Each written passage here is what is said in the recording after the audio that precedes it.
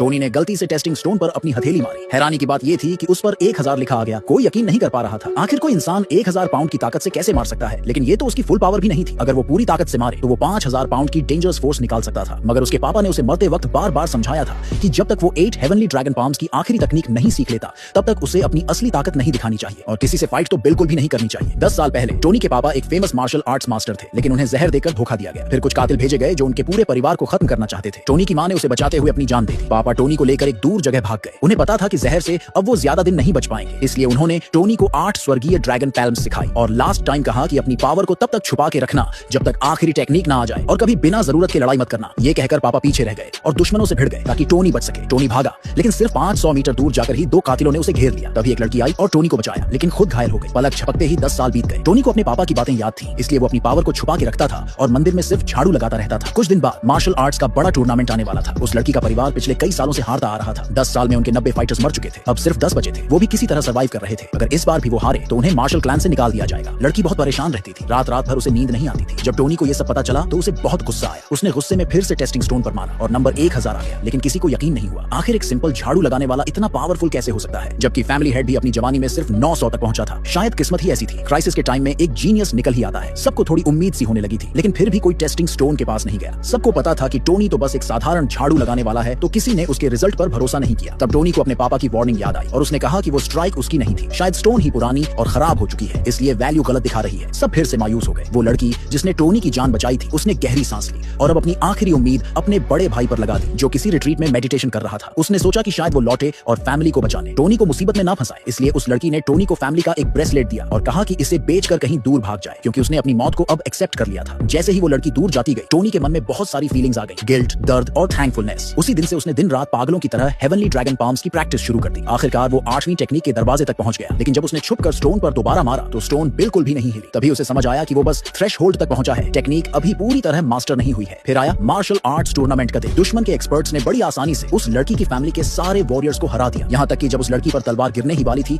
तो उन्होंने उसे लात भी मारी। उसी लास्ट मोमेंट पर उसका बड़ा भाई जो मेडिटेशन में था फाइनली वहां आया। सबके चेहरे पर उम्मीद दिखी, लेकिन जैसे ही वो रिंग पर चढ़ा, वो दुश्मन के सामने घुटनों पर बैठ गया और फैमिली की बुक्स और मेंबर लिस्ट दुश्मन को सौंप दी। तभी उस लड़की को रियलाइज हुआ कि जिस इंसान पर उसने सबसे ज्यादा भरोसा किया वो तो धोखेबाज निकला। उसने सबके गुस्से और गालियों की परवाह किए बिना ठंडी आवाज में कहा कि अब ये फैमिली खत्म होनी चाहिए और सबको दुश्मन के सामने घुटनों पर गिरकर जान की भीख मांगनी चाहिए। लेकिन फैमिली के लोगों ने मरना तो मंजूर किया पर घुटने टेकना नहीं। तब उस बड़े भाई ने खुद उन्हें मारना शुरू कर दिया ताकि बाकी को बचा सके। वो लड़की रोती हुई उसके सामने गिर पड़ी और रहम की भीख मांगने लगी, लेकिन उस गद्दार ने उसे बेइज्जत करने के लिए कहा कि सबके सामने अपने कपड़े उतार दे। उसी पल टोनी का सब्र टूट गया। उसने एक जबरदस्त किक मारी और उस धोखेबाज को हवा में उड़ा दिया।